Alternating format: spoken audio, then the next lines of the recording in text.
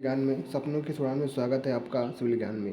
तो अभी अभी एसएससी का नोटिस आया है और लगभग आप सभी ने देख लिया होगा कि जो इसमें एग्ज़ाम डेट दी गई है वो आपकी एग्ज़ाम डेट मुश्किल से मुश्किल 24 आवर्स मतलब 1 डेज बढ़ा दी गई है। जो आपकी एग्ज़ाम डेट पहले 4, 5, 6 जून थी, वो आपकी एग्ज़ाम डेट अब हो चुकी है 5, 6, 7 जून। बस इतना ही फ़र्क पड़ा है, ज़्यादा कुछ फ़र्क नहीं पड़ा है। तो जो भी एग्ज़ाम डेट आपकी थी वो आपकी एक्सटेंड कर दी गई है। ये एसएससी का नोटिफिकेशन है। इसमें इस नोटिफिकेशन में इन नोटिस में यही लिखा हुआ है कि जो एसएससी का एग्ज़ाम डेट था आप सभी का, जो उसकी डेट पहले क्या थी 4, 5, 6 जून थी, पेपर 1 की आपकी थी, वो आप कर दी गई 5, 6, 7 जून, रिवाइज करके 5, 6 जून कर दी ड्यू टू इलेक्शन कमीशन, मतलब जनरल इलेक्शन आपका जो हो रहा है उसकी वजह से आपकी एग्ज़ाम डेट को बढ़ा दी गई है। इतनी बातें आपको समझ में आ गई होंगी कि आपके पास अगर आप देखेंगे तो 4, 5, 6 को एग्ज़ाम था, मतलब कुछ भी परिवर्तन नहीं हुआ, मुश्किल से मुश्किल बस 24 आवर्स का ही फ़र्क पड़ा है। ठीक है, ज़्यादा कोई फ़र्क आपका नहीं पड़ा है। तो इतने ही कम समय, मतलब मैंने आपको पहले ही बताया था कि आप कभी भी ये मत सोचिए कि हमारा एग्ज़ाम डेट एक्सटेंड होगा। ये भाई एसएससी है और एसएससी में एसएससी जेई, बाकी अदर का देखोगे ना, उन लोगों की स्टैंड हुई है। सीपीओ का देखोगे 6-7 मई को होना था, 24-25 जून में गया, मतलब लगभग पूरा 1 डेढ़ महीने का फ़र्क मिला है। उसके बाद एसआई साइंस पर डलही का होना था, 9-10 मई को होना था, 27-28 जून का हुआ है।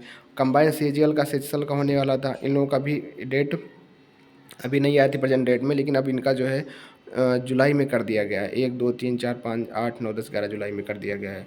तो आप देखोगे एसएससी का, क्योंकि एसएससी में उतना एसएससी की जो जेई वाली पोस्ट होती है उतना एसएससी वाले इस पर गौर नहीं करते हैं, ना ही हमारी उतनी संख्या होती है। मोस्टली संख्या नॉन-टेक वाली को ही होती है, इसलिए उन लोगों को ज़्यादा केयर किया जाता है। तो हम लोगों में ज़्यादा वो नहीं होता। और अभी और आगे इसका एग्ज़ाम भी होना है, मेंस भी होगा, तो इसी वजह से चलो कोई नहीं। मैंने जो आपको बताया था वही ना कि एसएससी जेई का जो कुछ भी होगा वो आपका डेट जो दे रखा वही आपका होने वाला है। तो काफ़ी लोग कह रहे थे एग्ज़ाम डेट बढ़ेगी, ऐसा कुछ नहीं हुआ। तो एग्ज़ाम डेट आपकी वही है। अगर आज से आप देखोगे 8 की तारीख छोड़ दो, तो मतलब 8 अप्रैल की तारीख छोड़ दो, तो देखोगे अप्रैल में जो बचे हुए दिन हैं वो आपके पास हैं 22 दिन के अंदर। 22 दिन आपके इधर रहने वाले हैं। ठीक है, तो ये आपका 22 दिन इधर हो जाएगा, मान के चलिए। ठीक है, और 22 दिन और पूरा मई आपके पास है। मई में आपका मान लीजिए 30 दिन मान लीजिए, और आपका 5 जून एग्ज़ाम है। जैसे ही जून लगेगा ना, आपका पढ़ने का मन नहीं करेगा। तो ये मान लीजिए लगभग आपके पास 50 दिन का लगभग है। 30, 20, 31 दिन मान लीजिए, 30, 20, 50, तो लगभग ये लास्ट 45 डेज मैंने जो लिखा है, तो मतलब ये मान लीजिए कि अगर आप एवरेज निकालोगे, इसी में एक वीक ऐसा आएगा कि आपको लगेगा कि हाँ इस वीक हमारी पढ़ाई नहीं हो पाई, थोड़ा मुझे अगर घर पे रहकर पढ़ाई कर रहे होगे तो ऐसा लगेगा, या फिर अगर बाहर भी हो तो कभी आपकी हेल्थ का इशू आ जाएगा। तो एक मैंने मान लेता हूँ ओवरऑल आपका अगर लेटेस्ट जो बचा है टाइम वो 45 डेज, कहने को तो 52, 53, 54 दिन आप कह सकते हो, पर जो वर्किंग टाइम आपका है केवल 45 डेज है। अब इसी में आपको अपनी पूरी ताकत लगा देनी है। जितना भी समय आपके पास होना चाहिए वो बस केवल और केवल एसएससी जेईई 2024 को लेकर होना चाहिए। आप ये मत सोचो कि कोई कैसे काम कर रहा है। यहाँ पर एक मुद्दा ये उठता है कि लोग इस देखते हैं यार किस तरीके से पढ़ने की सिलेक्शन हो जाए। भाई जो तरीका तुम आप पढ़ते चले आ रहे हो वो पढ़ते रहो। ये मैंने जो भी बताया आपको अपनी वीडियो के माध्यम से, उस पर अगर आप फॉलो करो, उसको आप करते रहो, जो कुछ है आप करते रहो, करते जाओ, रुको मत, पीछे मुड़ के ना देखो। ये जो भी समय है, अब इसमें कुछ नया नहीं कर सकते आप कि हाँ आप अपना कोई सिलेबस पूरा कर रहे हो, नहीं, बस इसमें आपको रिवाइज करना है। बस ज़रा ज़रा आपको रिवाइज करना है। रिवाइज करने के साथ साथ आपको काम क्या करना है, रिवाइज वाला काम आपको करना है।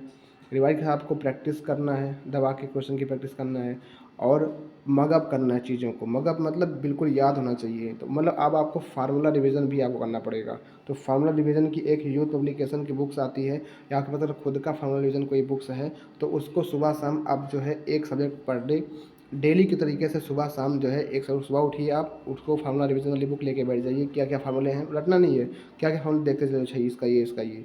तो अब आपको बचे हुए दिन में 50 से 52 दिन में डेली आपको फार्मूला रिवीजन वाला काम करना है, क्योंकि बहुत सारे क्वेश्चन ऐसे मेरे भाई आते हैं, अगर जस्ट आपको फार्मूला अगर पता होगा तब आप आसानी से उनको कर ले जाओगे। ठीक है, तो जो क्वेश्चन जो फार्मूले बेस में है उनको करने के लिए आपको फार्मूले वाला काम करना होगा। तो फार्मूला करना कैसे होगा, जो भी यूथ कैप्सूल एक आती है सिविल कैप्सूल बूस्ट के नाम से, वो बुक्स आपको परचेज करनी होगी, 60-70 रुपये मिल जाएगी। या फिर आपके पास अगर आपका खुद का है, कोई आपने फार्मूला रिविजन नोट्स बनाया है, तो उसको आप कर सकते हो, सुबह शाम डेली कर सकते हो। बाकी में रिविज़न, मॉक टेस्ट, प्रैक्टिस, ये सब आपका करते रहना। आपके पास बहुत ही कम समय बचा है, बहुत ही ज़्यादा समय नहीं अगर कह सकते हैं, बहुत ज़्यादा समय नहीं है, बहुत कम से कम समय है। तो इतने ही दिन में आपको अपनी पढ़ाई को बस पूरा जोर लगा देना है। जितना भी समय बचा है, बस जितना भी समय है उसमें रीजनिंग प्रैक्टिस करो, जीएस लगाओ, टेक्निकल करो, बस करते जाओ, आपका सिलेक्शन हो जाएगा, ठीक है।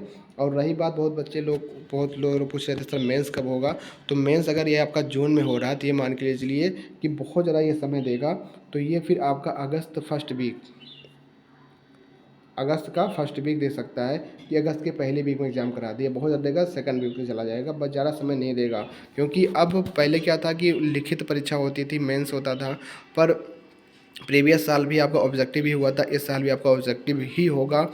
तो उसमें कोई भी डाउट नहीं रहने वाला कि हाँ उनको ज़रा समय लगना पड़ेगा, क्योंकि लिखित परीक्षा होती थी अलग बात थी। और उसमें भी देखा गया है कभी कभी तो उसमें भी 45 डेज का रहता है। और मेरे भाई जानते हो, पेपर जब आप दे दोगे 5-6 जून को, जब आप एग्ज़ाम दे दोगे तो आपको आंसर की 10 तारीख तक आपको आंसर की आपके पोर्टल पे आ जाएगी। आंसर की देखने के बाद ही आप मेंस की तैयारी शुरू कर देना। भले ही आपका प्री में नंबर कम हो या मेंस में प्री में नंबर कम हो या ना हो, आप एक बार मेंस की तैयारी कर लोगे तो आपके लिए फ़ायदा रहेगा। अभी लेटेस्ट में 1 साल पहले 2 साल पहले ऐसा केस देखा गया है कि बहुत से बच्चे ये डाउट में रहते हैं कि हम प्री की तैयारी करें या ना करें। तो जैसे ही आप प्री क्वालिफाइड हो जाएँ या ना भी हों, जैसे एग्ज़ाम आप दे लो, एग्ज़ाम देने के 1 हफ़्ता अंदर आप अपनी आंसर की देख लो, उसके बाद ही अपनी आप मेंस की तैयारी कर डालो। मैंने देखता हूँ कि बहुत बार बच्चे ऐसे होते हैं जिनका प्री 3-4 साल से नहीं निकल पाता है।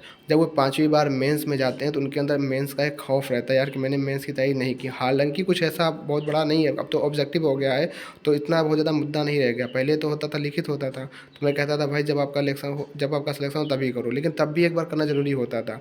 इससे होगा क्या कि आप जैसे कि होता नहीं है, आप जैसे मान लीजिए आप प्री की तैयारी कर रहे हो, तो आपके दिमाग में रहता है हम प्री की तैयारी कर रहे हैं और प्री हमारा निकला या नहीं निकला के पर एक भीड़ होती है। पर जब मेंस की तैयारी करने बैठते हो तो मेंस में वही बच्चे तैयारी करते हैं जिनका प्री सिलेक्शन हो रहता है। तो अगर एक बार आप मेंस की तैयारी कर लोगे ना, तो आपका निकले या निकले पर आपके नॉलेज का जो बूस्टअप होगा वो आप प्री में भी काम आएगा।